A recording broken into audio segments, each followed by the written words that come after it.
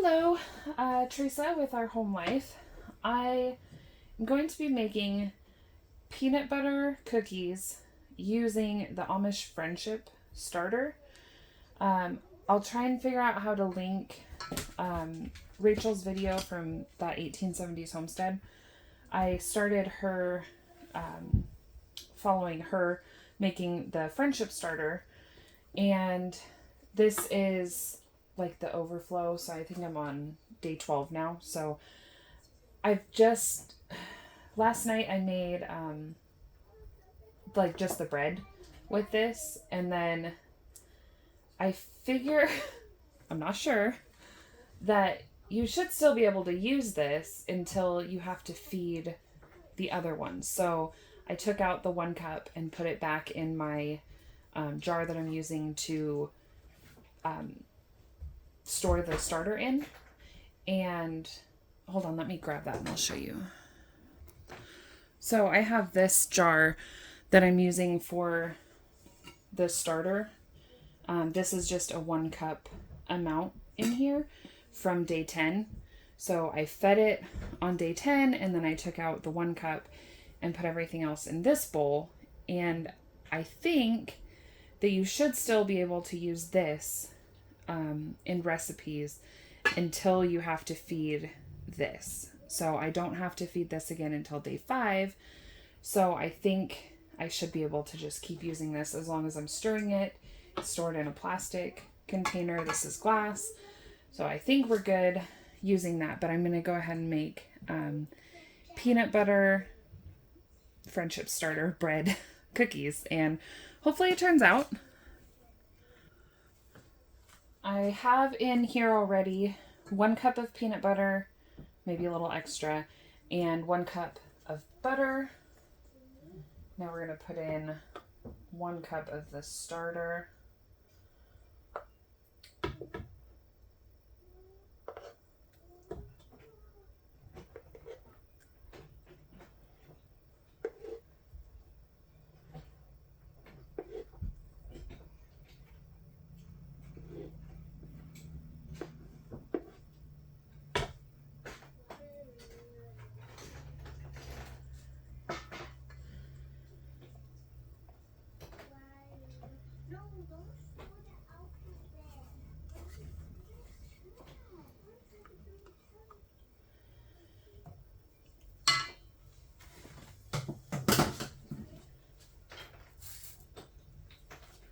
One cup of brown sugar. This is a 1/3 measuring cup.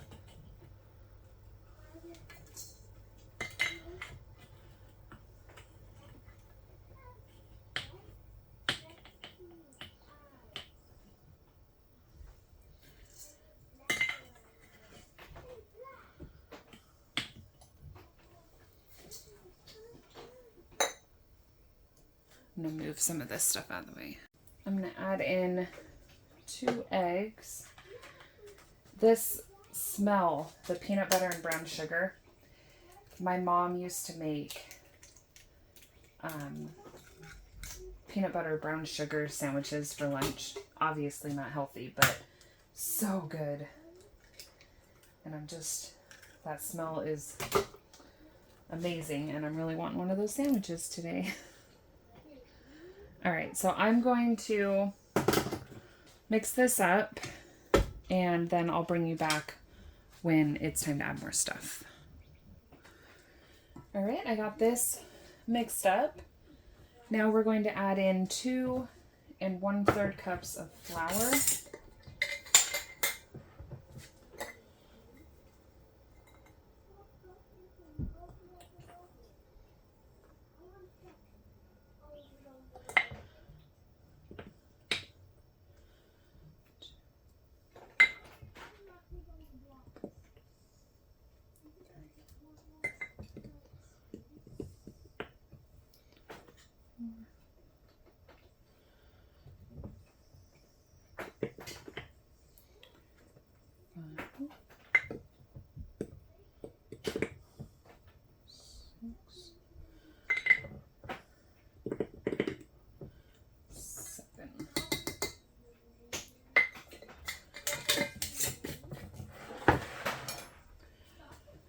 We're also going to add in a teaspoon of baking soda and baking powder. I'm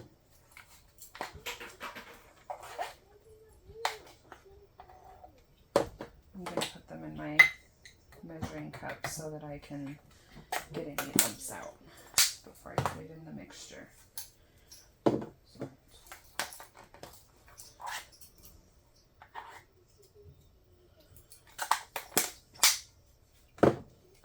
And a half teaspoon of salt.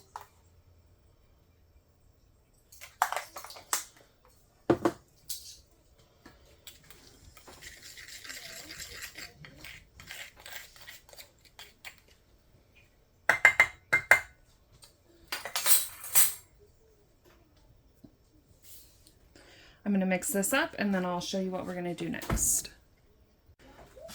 All mixed up. I have my cookie sheet, a scooper, and a fork. The recipe calls for you to coat the balls in butter and then squish them down. And what my plan is I'm going to do a cookie sheet with half of them that are just plain, no sugar on them. And then the other half I'm going to do sugar. And on the next batch, I'm going to do the same thing, but with milk chocolate and peanut butter chocolate chips. So I'm going to make half of the pan with the chocolate chips and no sugar, and then half of them with chocolate chip and sugar. That way everybody in our house kind of has their own... My dog. That way everybody kind of has their own kind if they want to try a different one. So I'm just going to make a pan full and then I will go through and do... This recipe also calls for you to chill the dough for 30 minutes. I'm not going to do that because you're not supposed to put starter in metal. And since there is starter in this, I'd like to get it out of here as quick as I can. I think I'll probably split these in half. They're kind of big. And we prefer small chunks of cookie.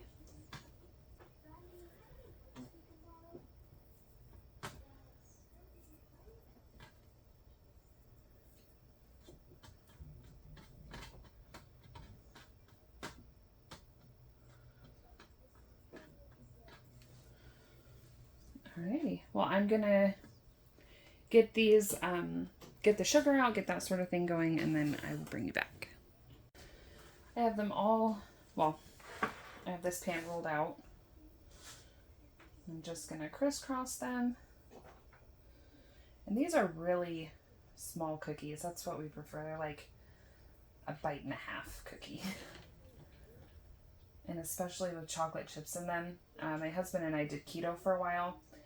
And there was a peanut butter cookie you could make with just, 3 ingredients. Use the, like, fake sugar, peanut butter, and an egg, I think.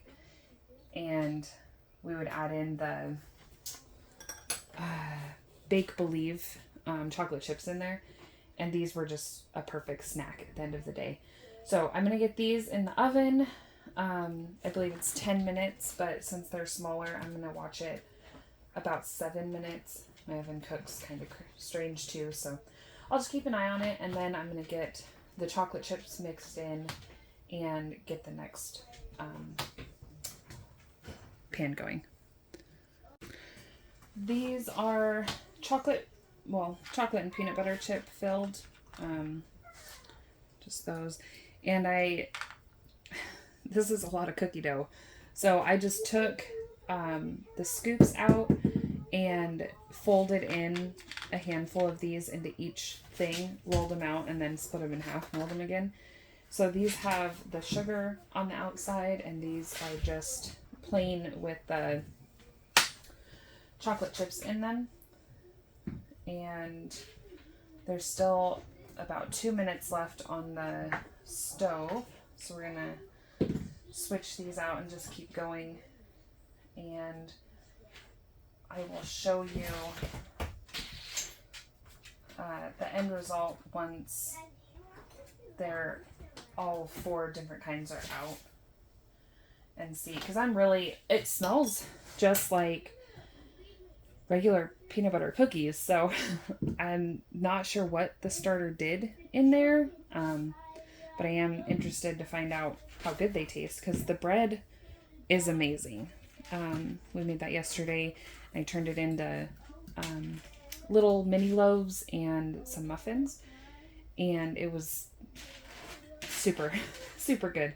Even my picky kids that would just prefer brownies or something chocolate ate it and liked it, so that's a plus for me. Like I said, I'm gonna get these in and I'll show you once they're all done, and give you a little, well, I'll do a taste test. I wish you guys could taste it as well, but maybe if you give this a try, you can. I'll also try to link Rachel's video.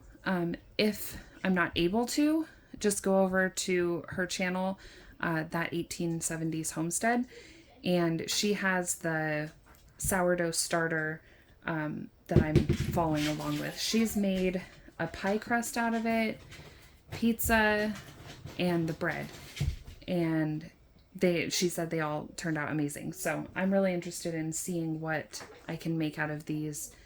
I'm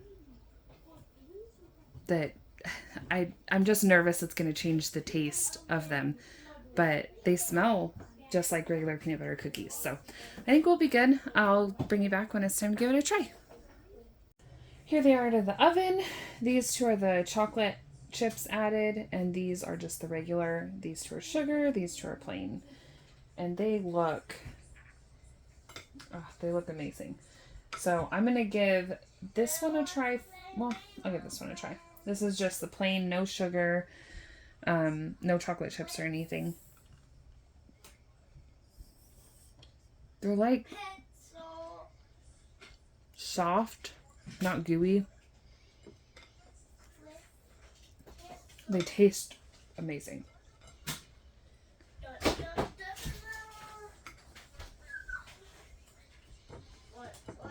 The sugar on there definitely adds an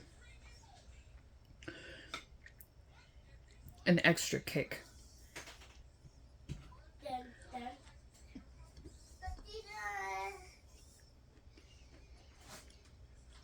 That was okay. Oh, it has chocolate chip in it.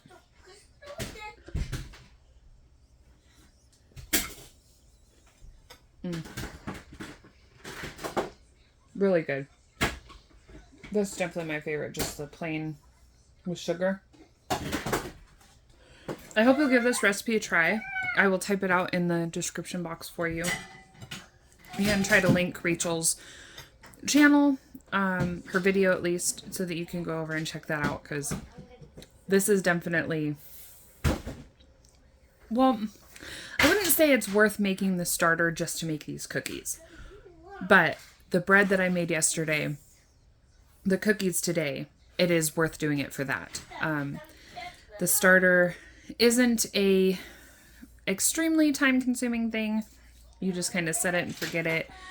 The hardest part for me is remembering what day we're on, but I could just, make a sticky note on the top or something.